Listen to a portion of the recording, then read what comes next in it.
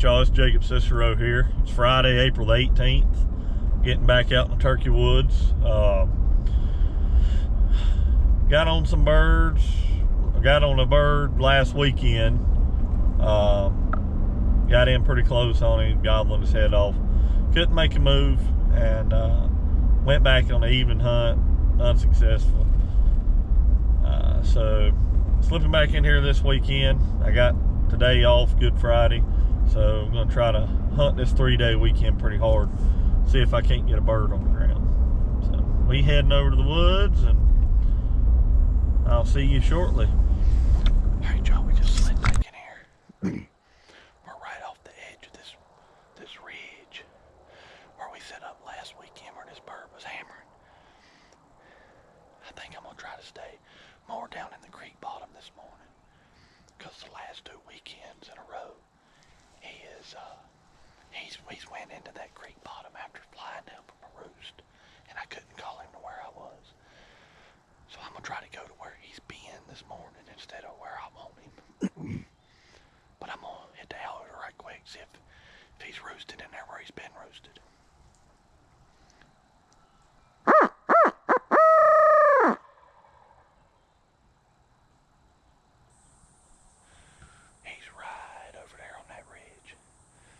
Slip in here. Alright, y'all. Hear those geese flying over. And he just struck on that same, this is in that same low area he was at last week, 2 past weekends. I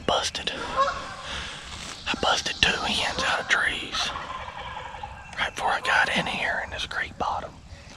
I was easing in and I didn't hear them. I was looking up in the trees for dark spots, but I didn't see them. But if you turkey hunt long enough, that's bound to happen. They didn't make any putting when they flew. They just flew down, or flew away rather. But I'm hoping those were the only hens in this bottom. And now I'm the only hen left in this bottom. He's probably gobbled, I'm gonna say, 30 times on the roost this morning so far. I had to out her 1 or 2 times on the way in after I struck him, just to keep tabs on how far he was. But I'm here kind of on a hillside adjacent to this creek, down here in this bottom a little bit. I'm hoping I can call him over this way this morning, so I'm gonna sit here and let the woods wake up and then try and work some magic.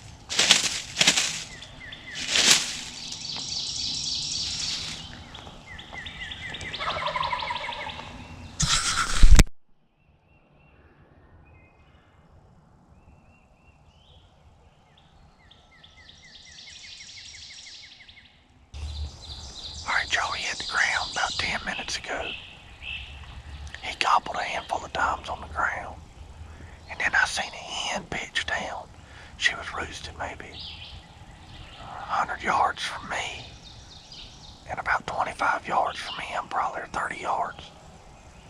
She pitched down out in the middle of that big cutover. And then his gobble started going that direction. He just gobbled out there, probably 225, 250 yards out that cutover.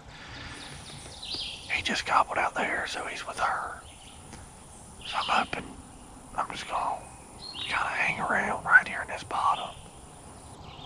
And maybe they'll feed this way. Or hopefully she's got a nest already. Or is getting ready to start a nest. And she'll leave him. And he'll come this way. Or he'll come this way, rather.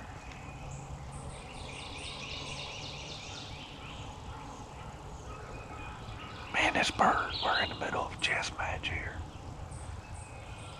This is the fourth time I've hunted him.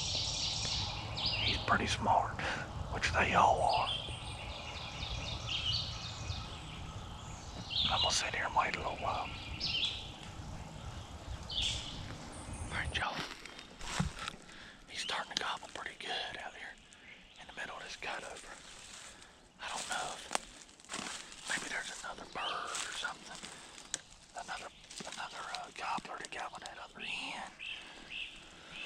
That wasn't making any noise this morning, so I didn't know it was out there.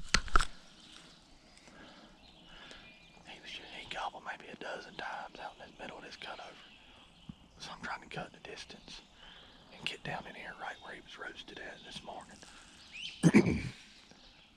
Got a green creek bottom where I hunted at. It's right where I hunted at last Sunday evening. 1 second, leave my crow call out here. See if we can gauge how far he is now.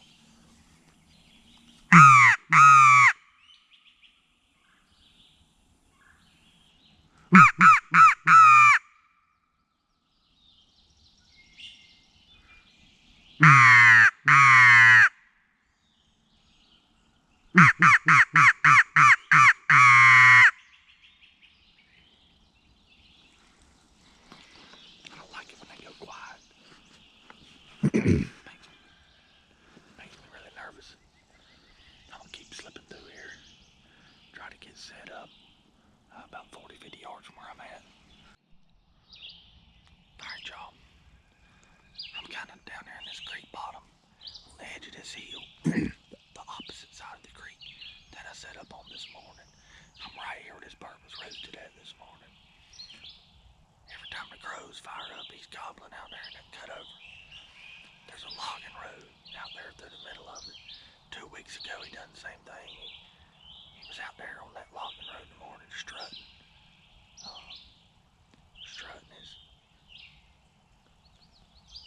He was strutting and gobbling pretty good 2 weekends ago. But it was a Sunday, so we had to quit by 9:30. But I'm gonna set up right here. Try to keep an eye on him and do some light calling, scratching leaves and whatnot. See if he'll ease over here in this bottom. So I'll wait it out.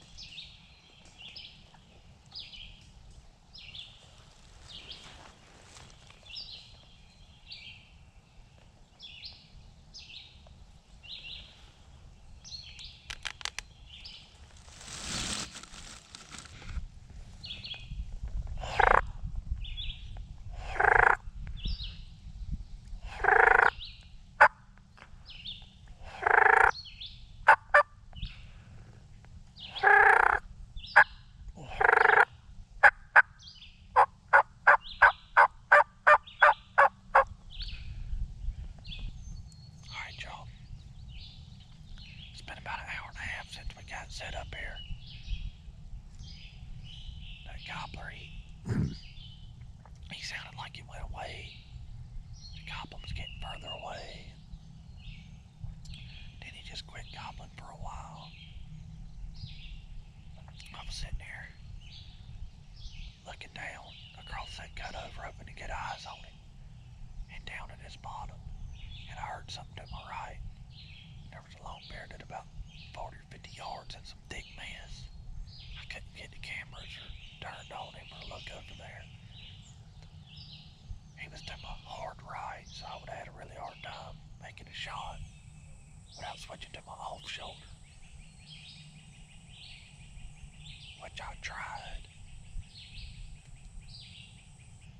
I tried to get turned around a little bit, but I was afraid I was going to spook him. So I thought I heard some clucking down at his bottom. But that turkey ended up easing off. I didn't spook him. But what I was getting to is the gobbler that's out in front of us. He sounds like he's coming back this way, getting closer. So I did some light calling, some scratching in the leaves. Now I'm going to shut up, wait on him to come. Hopefully we can get him down the barrel here in a minute. It's been about 30 minutes since this bird's gobbled. I've been glassing out there where I was hearing him. I haven't seen anything. So I'm gonna eat me a quick little snack, sip on my coffee.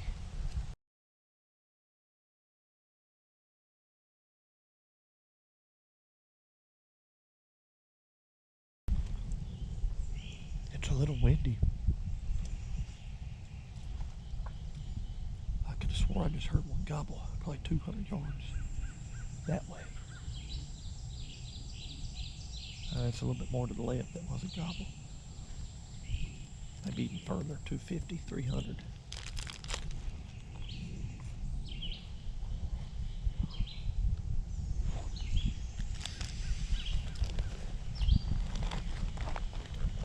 That's good. These are gobbling again.